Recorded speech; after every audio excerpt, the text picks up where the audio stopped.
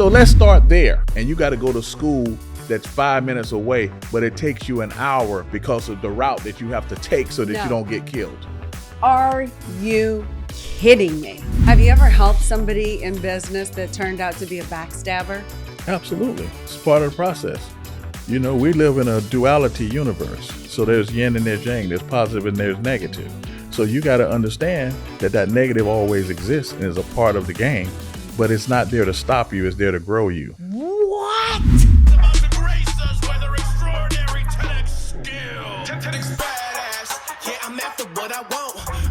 Welcome to the Elena Cardone Show. I am so excited to bring to you today my friend Ed Haynes. Can't wait to dive deep into that mind. This man is an entrepreneur, lived a very exciting life, has helped us with the Grant Cardone Foundation. What did you just get off of the plane from doing? Shh, don't tell anyone. But we just partnered up with the Wuang Clan, with the Rizza and the foundation that he has up in New York. Oh my gosh, this don't is tell so anyone. amazing. Don't tell anyone. The secret it's is safe with us, That's believe right. me. That's right. So you're so successful. You started your own security agency not long ago. You've grown it. At first you started with 10 and now you have what, 250? Yes, it fluctuates between 150 and 250 people depending on contracts. Oh, wow. Yes. Okay, so well, that leads me to the first question here. Okay. Because you do have a very distinguished background, and of course you were the first Black police officer in Miami Shores, Florida. Yes. And you were a former active United States Marine. Absolutely. So how did you have these experiences shape your approach to founding and leading the Hayes Security Services? Actually, that's a great question. And I can tell you this. I was inspired by my dad, who was the first secretary of HRS, which was the largest state agency back in the 70s. What's HRS? Health and Rehabilitative Services. Got it. Which split apart and became the Department of Juvenile Justice and the Department of Children and Families. So I witnessed that. As a result of that, then it gave me a passion to serve people in the community and make sure that they know everyone is important, such as what the foundation does with you guys. But what happened was, as the Marine Corps, we have a motto. We only have two choices. We can either win or we can win. So that's how it impacts me when it comes to community service. So what was it like now for you seeing your father? Was it important that he was the first Black man and then you walked into the steps going, I'm going to be the first Black man in the police department? Did that have an influence? Actually, it wasn't. I didn't look at it like that because it was more of a situation where he was the youngest of 17 children from a small town called Palmetto, Florida, where he was on welfare or he was on public assistance to become the head of the largest state agency. And basically, when we moved to Tallahassee and he became the secretary, no one knew he was a Black man. And one day he took me to a health department and said, son, I want to show you something. And we went into the health department dressed like bums, but nobody knew he was the boss. And we sat there waiting. Did you specifically dress that way? Specifically, because when he moved to Tallahassee to become the secretary, he wanted to see the culture of the environment, and nobody knew he was the secretary. So we went into this health department seeking services, and we waited for 2 hours for service. And he turned to me and he said, son, I want you to remember this day. I want you to know that no matter what a person's place is in life, they deserve to be treated the same as if they were a millionaire. You would never mistreat people, no matter who they are, which is why I have such an affinity for the Grant Cardone Foundation and what Grant is doing and what you are doing to serve the community. That experience changed me because that following week, he fired all of the people that were in charge because of the culture they had created. Wow. So that stuck with me over the years. Mm-hmm. And what was it like when you joined the police force? Did you feel, was there any sort of racism in the police department, or you don't want to say, or did you feel welcomed, or?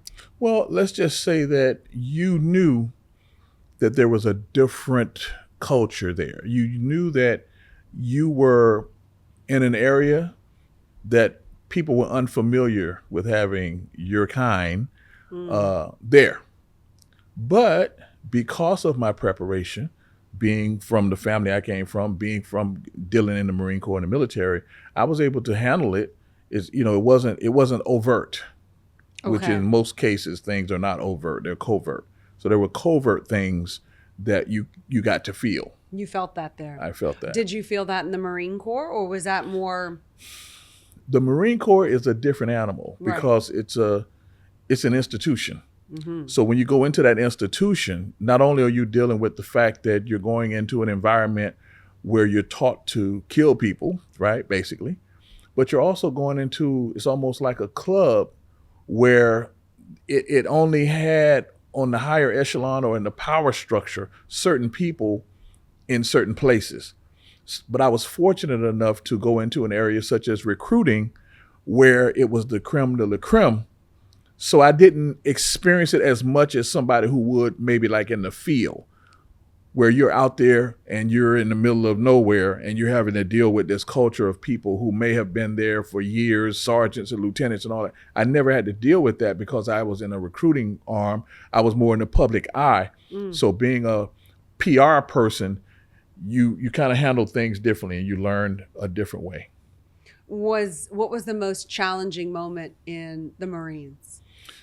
I would say the most challenging moment for me was when I made a decision that I wouldn't just put people in the Marine Corps just because I had a quota to meet.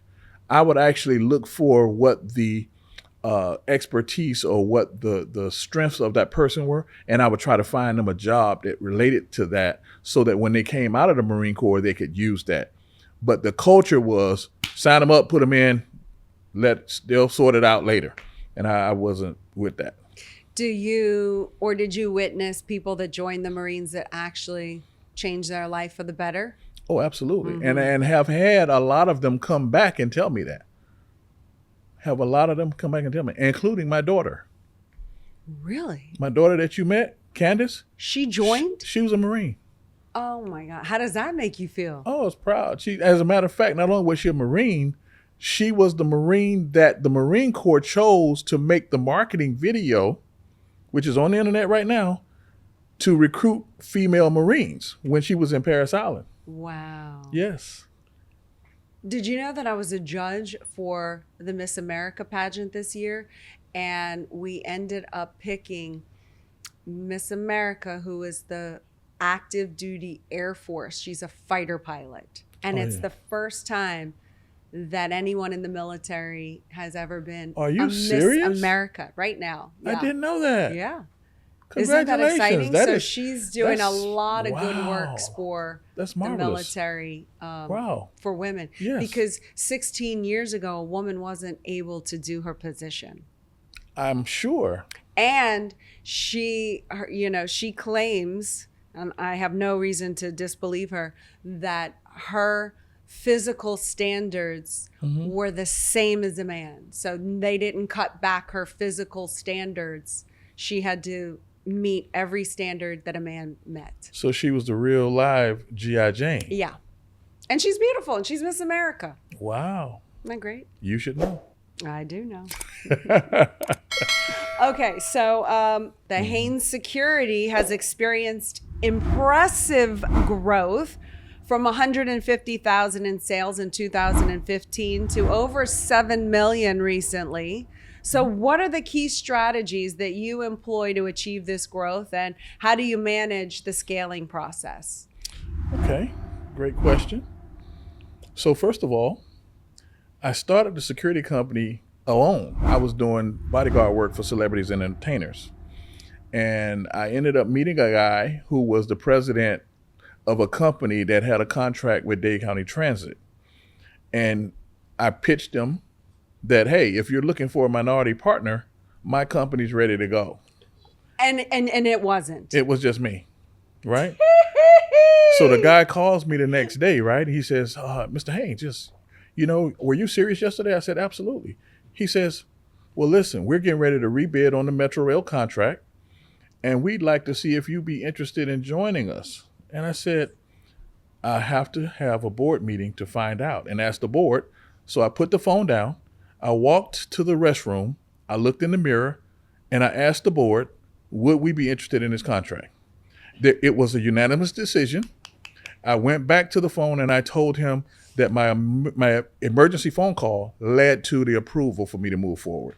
And that's how I got my first contract. Get out. And then what did you do? Mad scramble. What did you do? Then, and at the time, I was the chief of security for Congresswoman Frederica Wilson. So I was very connected in the community, of course, coming from the police background, coming from the military background. So I had to scramble and put my business affairs in order. Luckily, I had been trained in the administrative technology of Mr. L. Ron Hubbard. Ooh. So therefore, I knew how to build a business with tech. And that was able to create a situation that I have scaled now and employ my entire family and friends and just build an infrastructure such as Cardone Enterprises. It's very important. Wow. That was an impressive story. There it is. It's all true. Oh, man, I love that audacity and There the it courage. is. That's right. Let me go consult the board, the Yes. board of one Yeah. with yourself in the mirror. Yeah. I love it. Yeah. So your company offers a range of services from electronic surveillance to professional security training. Could you explain how your diversifying of your services has played a role in your business's success? Okay. So basically, one of the things that I learned along the way and recognized very well here with Cardone Enterprises is that you don't have to know how to do everything. All you do is find people that are experts in their area and partner with them, because if you have the leverage and you have the positioning, that's what you bring to the table. But you have other people that are very well rounded in what they do. All they need is access. So you partner with them, help them to elevate, and them will help you. As a result of that, they will help you elevate. And that's kind of been my secret of success, to help others by elevating them, which will then push me up. All boats rise with the tide. I agree. Have you ever helped somebody in business that turned out to be a backstabber? Absolutely. It's part of the process. We live in a duality universe. So there's yin and there's yang. There's positive and there's negative. So you got to understand that negative always exists and is a part of the game, but it's not there to stop you. It's there to grow you. Mm-hmm. So we take those experiences, we put them in, and okay, cool, got that. Next, and we move on to the next thing. Remember, and then you apply the adjustment so it doesn't happen to you again? the Marine Corps, adapt and overcome. You go out, you have a plan to go and charge and handle this mission. You get there, everything that you learned in the strategy meeting is not there. But guess what? We only got two choices. Win Or win. there it is. It's not a problem. Have you ever been personally hurt by somebody though, where you really? Well, yeah, it's always hurtful when you genuinely are trying to assist someone, but you have actually mischaracterized or misevaluated their level of growth, and therefore, Mr. Hubbard always says, responsibility is the non-recognition and denial of any power outside yourself. So whenever something like that happens, it's not their fault, it's my fault. Because if I give them the power to say that they did anything to me, then I have to wait on them to change that. So Right. No, it was me. I made a misconception. I made a misevaluation that now I'm taking note of, so I don't do that again. Do you have an example offhand of how somebody leaked past you? I mean, you're a police officer, you're a Marine, you're trained to identify weaknesses or the enemy, but how did one get through on somebody like you? Well, what happens is we let our emotions get involved instead of dealing with the statistics, right? And dealing with production. So now you got somebody that's a friend of yours, a family member, and you're like, hey, I want to help this person, man. So now where I'm in a better position, I'm going to help them get to the better position, but they haven't gone through the proper preparation.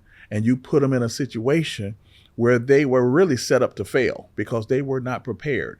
They did not have the proper mindset. They did not have the proper information. But you wanted for them what you have for yourself, but everyone's not ready. That was a miss and my bad on me. But it hurts all the more because you really want those people to come with you and enjoy that success. And some people they're not ready. How many people have you had to eliminate from your life to get where you are today? It's too many to count. Really? It's have too you been many to accused of anything because of your absolutely. strictness in that moral code? Absolutely. On both sides. You'll get that from people that work with you who are loyal and doing what they need to do. And then they see that maybe you show some favoritism to someone who wasn't what they should have been, right? But you drug them along anyway. You gave them more chances than you give someone else. Can't do that. You know what I'm saying? So you have to learn to toughen up and say, listen, it is what it is. You're either ready or you're not.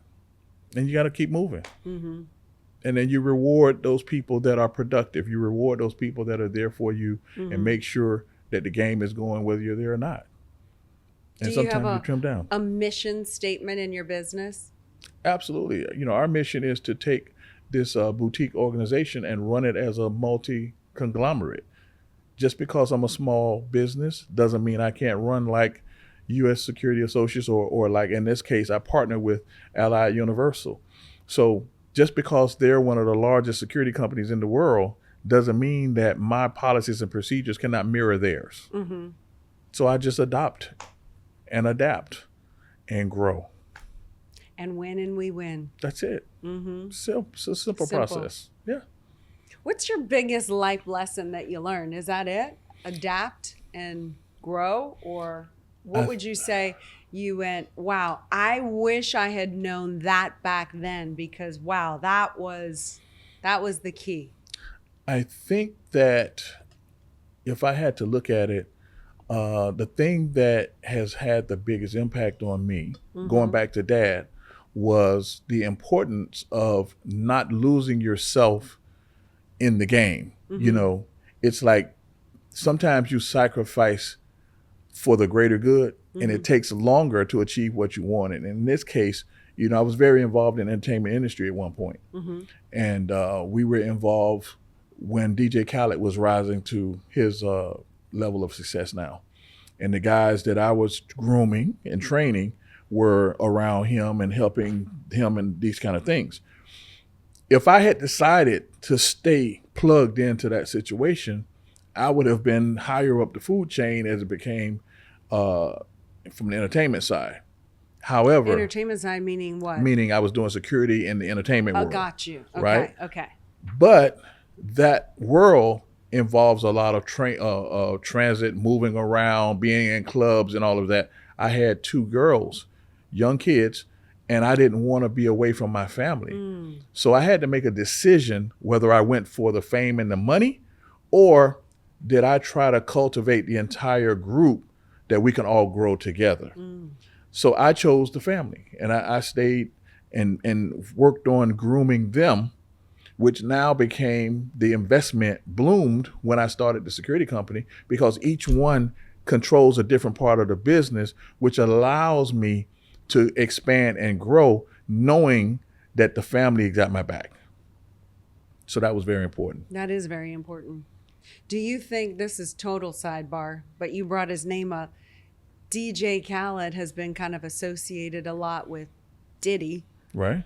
Do you think that hurts him at all or not at all? Or? Well, it's all about guilt through association, right?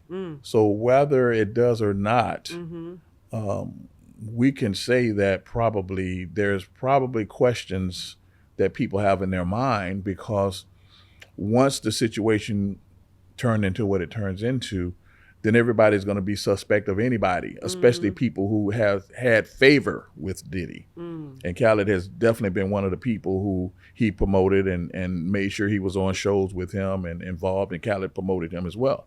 But I can tell you that DJ Khaled he's a genuine guy. I can tell you that he's always been a go-getter. So I can say from my experience that this is a guy who did everything he did on his own. As a matter of fact, when it come to JayZ and all those guys. They didn't immediately accept Khaled. Khaled had to go back several times and prove his value to them in order for him to get where he is now. So from my perspective, he's my guy, and I'm going to stick with this. That's the story. I love that. Well, that's good. Yes. That says a lot about Yes. his character. Right. I trust you. He works hard. He's I've seen him when he had a company called Serious Promotions. And the guy who mentors him is a guy that I mentored, that I met when I was a cop in Miami Shores. And I started grooming him with the tech. He then turned around and groomed Khaled Wow. using this technology we both know Wow. about. About building businesses and stuff? Yes. Wow. Just a lot of principles that we use, you know, Right. and things that we Right. both share. Right. That is what the foundation of these guys' mentality is, because of my influence, because of what was influenced on me. I shared with them, and then they took it and ran with it. Wow. So obviously, now you mentioned another name that I have to follow up on, like a JayZ. How hard is it for them to be able to let somebody into the group? I mean, I understand why a Khaled or anyone would have to get them comfortable with letting them into that inner circle empire. Like, how hard do you think that is for somebody like that? Well, I can just tell you that I can only speculate because I don't know JayZ personally. But being around the game, being around people that's around the game, I can tell you that there are factors that have to be taken in consideration, and relationships that have to be monitored, nurtured, guarded. And, you know, you bring the wrong person in the game, it could be catastrophic to your own evolution. So people have, especially the higher you get, you know this yourself, you know, you guys can't just put anybody on the Growth Con stage. Right. They're just, oh, this is a friend, I'm gonna put them up there, and they get up there and boom. That is catastrophic. So when you have people like a JayZ or a Diddy or anybody else that gets to a certain level, it becomes very important that you take responsibility for the power that you have, and not put people, no matter how much you want to, Right. but not put people in a position that can now harm what you have, which then limits the amount of people that you can help and serve. Right. So you have that responsibility. Case in point, the Diddy Khaled thing. Do you Right. know what I'm saying? Yeah. Like, you can't, I know, I run into that too. Yeah. Now it's just a little more protective. Right. Got to check the boxes Right. and Right. put my emotions in check. Am I Right. trying to help this person? Is this, Right. is that? And, you know, Right. protecting the barrier. Right. Yeah. Right. You got to really be conscious of it. And that in itself is a lesson to others as well. If they are true students, Right. if they're not emotional. Well, Right. why didn't she do this? Oh, you know what? She would have to do and think about like that. Even with Khaled right now, you know, I know people want, and I hear it all the time, well, he's Palestinian. How come he didn't come out and say certain things? Okay, that could be a death sentence for his career and for the other people that depend on him. So he has to maintain the positioning that he has. And I can't blame him for that, because it's a no-win situation. You're right.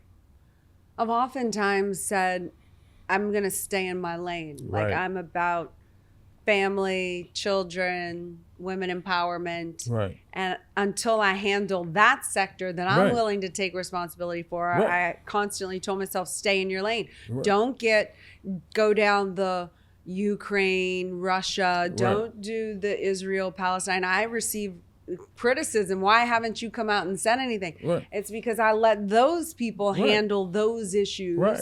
And I try to just stay in on how do I bring families back together. Absolutely. Now I've, recently kind of spawned out a little bit and kind of got me in trouble there a little bit. But I do believe in the end, I was trying to protect Absolutely. entrepreneurs Right. and families. Absolutely. So I had to make a stand because I have my own moral code. But Right. I wasn't trying to be political in my move, but Right. it was interpreted that way. So No, absolutely. so be it. you And know? people are going to see things the way they want to see it anyway. Right. There is like I said, it's a no-win situation in some Right. situations. In So some- you just got to know that, right? But when you know that, you have to look at all of the factors. And the fact is, there are certain levels of power that control different things. Right. And if you're going to speak to power, then you need to understand how far to go in that speech. If you intend to try to gain power to help others, there's no way that you and Grant have gotten where you are by not understanding that concept. And others that watch you have to be able to discern and learn from that. Ooh, man, that's good. Who is your favorite celebrity client and why? Well, I tell you, I was very impressed with when I was working with Isaac Hayes. Isaac was very passionate about the community. He was very passionate about giving back. And so much so, he built a school in Ghana, Africa, which I was the contract manager on with Reverend Alfredi Johnson. And it gave us an opportunity to expand our view beyond the borders of the United States. So it gave me a worldview, which now is why I've been able to do things and doing things presently in Africa and other parts of the world. So I would say Isaac was one of the favorites that I've had. But it's so many, working with Queen Latifah, that was great. Yeah. We were doing stuff with Latifah back in the day. We were doing stuff with Notorious Big, with Tupac. What? Okay, we had Tupac here, and Tupac, I remember there was a movie came out called White Men Can't Jump. I had Tupac that weekend that it came out. Tupac came here to do a show. Tupac said, "Hey man, this movie's coming out. I want to go see this movie. I want to take all the security." So he took everybody to see the movie. No way. Tupac. It's crazy. Dude. Dylan, and like I said, we were talking about Khaled. Khaled is a phenomenal individual. Watching this guy work, watching his ethics in terms of just driving, it's just Shaka Khan, working with Shaka, these divas, working with Betty Wright. Betty Wright I worked with her for 30 some odd years. She was a queen. She was an unsung hero. This is a person who brought back the Jennifer Lopez's and the people who got ill, but she was the vocal coach for them. But most people don't know this. Betty was phenomenal. Yes. It's just so much, and I feel blessed to have come in contact with these people, because you just get back to sit back and watch them work, and it's just powerful. It's just powerful. And now I consider you and Grant artists, because what I've seen happen with GrowthCon, listen. You were there this year? I was there. Listen, here's when it really hit me. Super Bowl, when we did the Marlins Stadium. Super Bowl's in town. Everybody's hyped about the Super Bowl. Who has the audacity to sell out Marlins Stadium 3 consecutive days while the Super Bowl's in town? At that point, you don't drop the mic, you just throw it out the window. I love that. So, okay, we're going to go back now here because we talked about Ukraine, Russia, the Israeli-Palestine situation, which brings me back to another issue I stayed in my lane on, which was back in 2020. Remember, the police force was heavily under attack in this country, came off the heels of the George Floyd, which came off of the heels of Rodney King, which came off of the heels of the person before and the person before and the person before, and this whole entire string of, you could say, evidence of crimes. And so I think that these are conversations that we need to have as America. Like, well, is this really occurring? Is it really just narrowed down to this one isolated incident? Do we need to look at this further? Because I don't think the solution was defund the police. No, absolutely But not. where do you think we're at right now? And how do you think we could have made that situation better? Well, I can tell you that one of the things that I'm proud to have done to contribute to that solution is I'm a part of an organization called the Circle of Brotherhood. And the Circle of Brotherhood is a group of black men, basically, a lot of which have gone to prison, and they came back out, and they decided that they wanted to take control of their communities by using the influence that they have to take the younger people, who many of which were following their footsteps and destroying the community. But the Brotherhood is made up of different members, which we say are from the streets to the suites. I was one that's considered from the sweet side because, here again, working all the way in Congress, being a police officer, being a police trainer, right? I was able to see certain things that an average person could not see. So we made a challenge to Metro-Dade Police Department, Miami-Dade Police Department. The director came to us and said, hey, look, we got problems where the community is fighting with the police, and the police wants to know, how can we bridge that gap? Mm-hmm. So I made a challenge to the director, and I said, I tell you what, here's what you can do. The problem is that you have perception that's going against you, because the community sees video of something that happens, and that video that they're seeing with an untrained eye looks one way, but from a police perspective, it's something totally different. So if you want to change the narrative, I'm challenging you to take some of these guys in the Brotherhood, former convicted felons, let's take them through a use of force training that the police go through, and let's see how they would respond if they knew the information and were trained tactically to operate like a police do.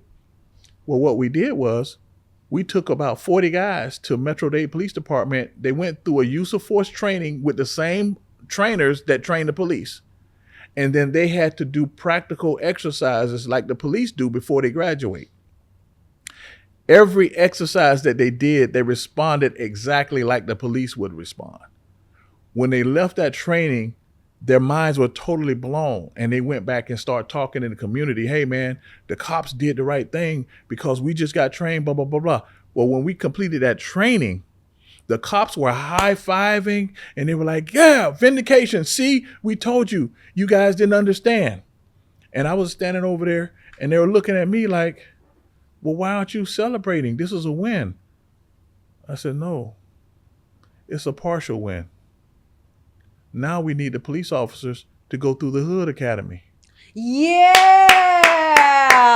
So myself, Brother Lau at the Circle of Brotherhood, we created a curriculum where the police now come to us in the city, and they actually have to go through training from people in the community. Is this white and black officers? No, this is the entire. This is just police force. Metro-Dade Police Department right now, you cannot become a police officer in Miami-Dade County without going through this training. Are you kidding me? The next one we have, I'll invite you to see it. You will not believe it. You will not believe it. This has been going on since 2019. Get out. Okay, so what do they have to do in your curriculum? They come in and they are given the viewpoint of the person that's in the hood. The first thing they do, I designed a survey, right? So, first time you go, you have to do a survey, right? You do the OCA test, right? Oh, yeah. Okay, so they come in, they do a survey. OCA is like a personality test. A personality test. So when they come in, they do this test, a survey, and the survey asks them where they're from, what's their favorite food, what's their favorite music, tell us something that, like their great grandparents or something did that they're proud of, and they're proud and they fill it all out. Right?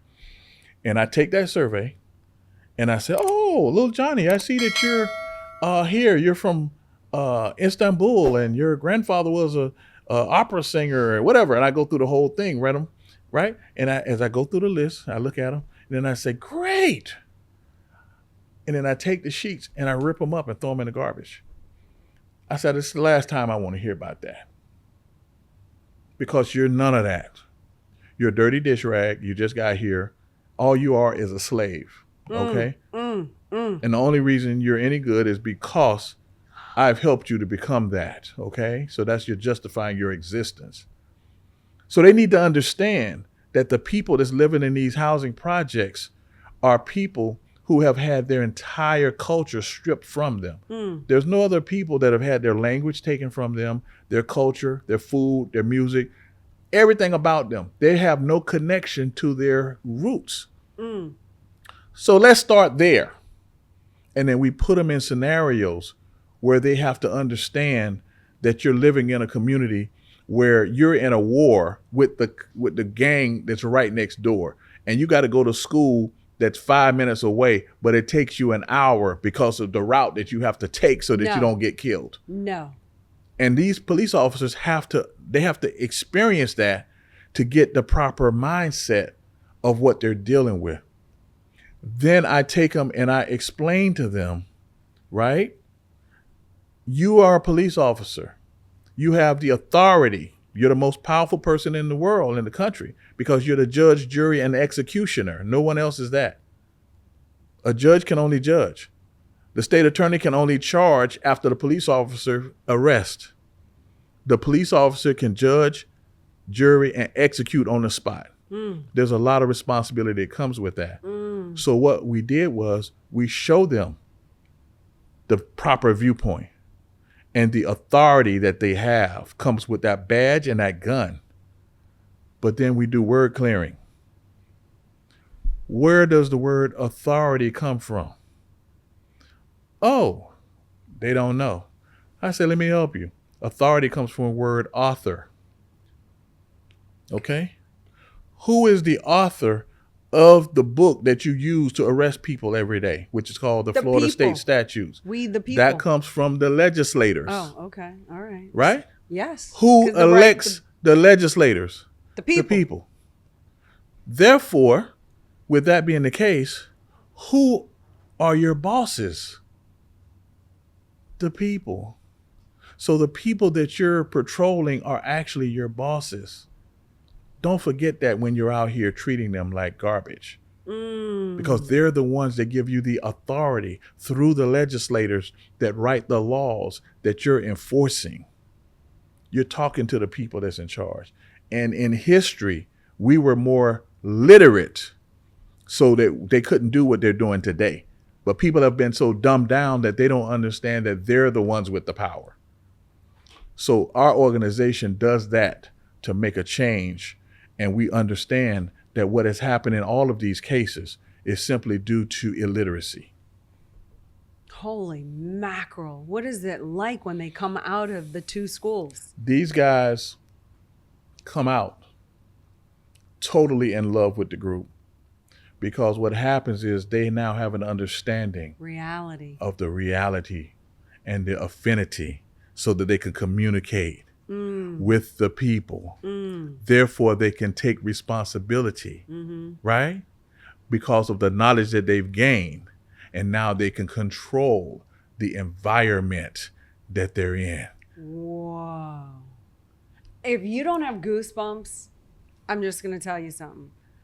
Something's wrong with you. I have head to toe goosebumps. Well, that is amazing. I never knew that about you. This is happening.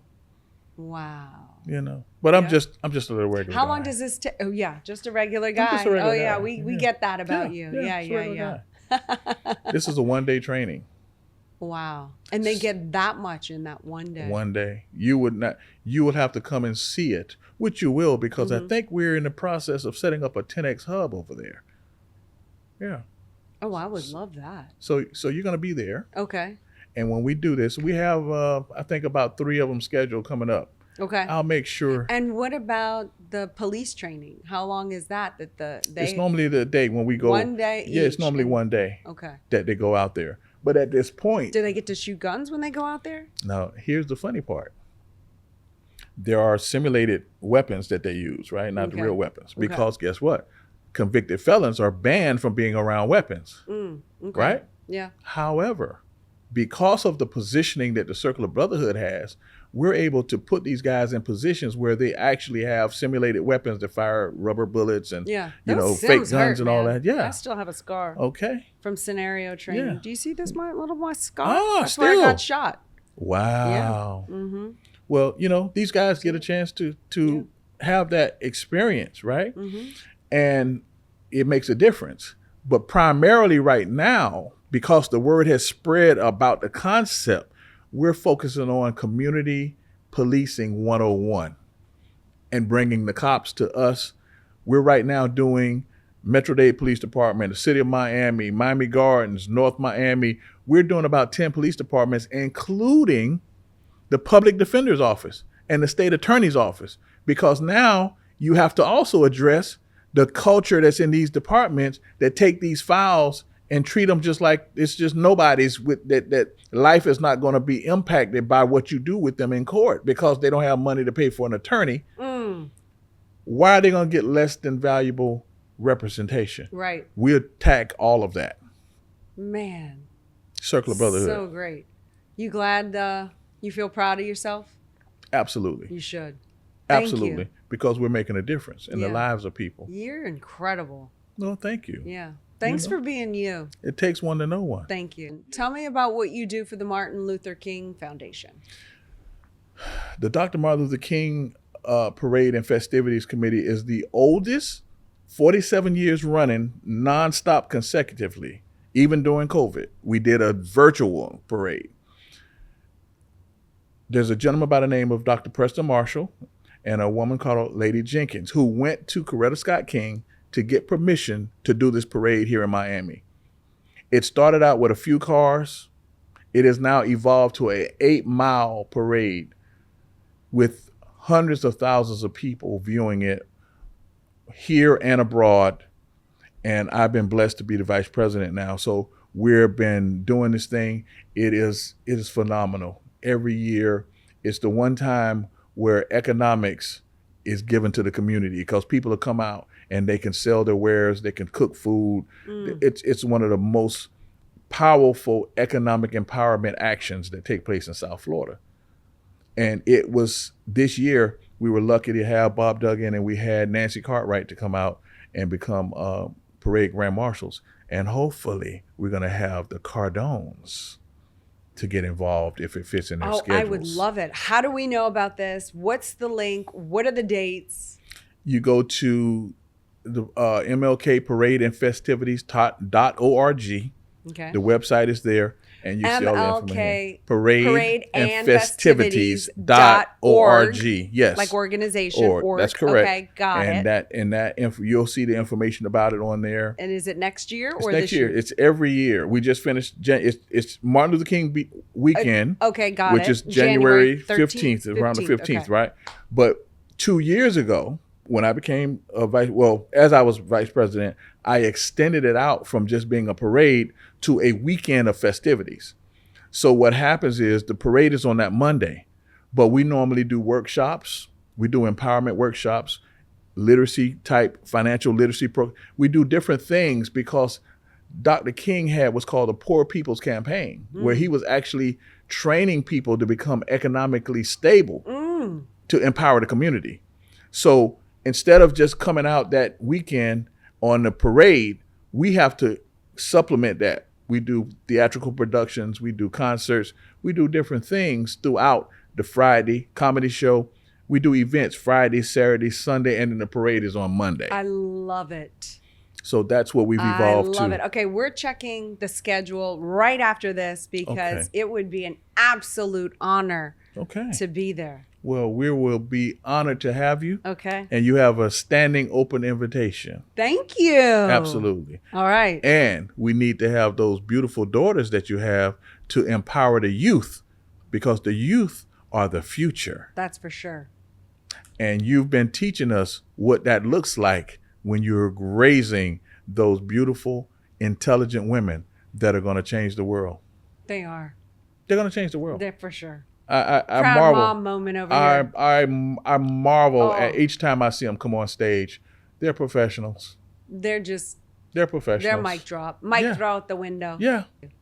Well, you're literally in the streets making a difference. So thank you for your courage, for your vision, execution, making a difference, making it better out there for all of us. Thank you. Well, thanks for bringing the worlds together. Raising more affinity, awareness, communication. I appreciate you. Well, it's a 10X. It's a matter of 10Xing the planet. You understand? With the Grant Cardone Foundation and the partnerships that we form, because at the end of the day, it comes down to energy. Right. And that energy is about raising capital that can fund these types of activities. So that's why we're so thankful for what you're doing and what you have done since we started these initiatives and the support that you give the community overall. Thank you. It's a wonderful thing. We're a good team. There it is. I love it. That's right. Thank you so much for being on the Elena Cardone Show. Today, I delivered. I brought it to you today. You understand? And that's what it is. So guess what? You have just been 10x'd. Woo! You're so amazing.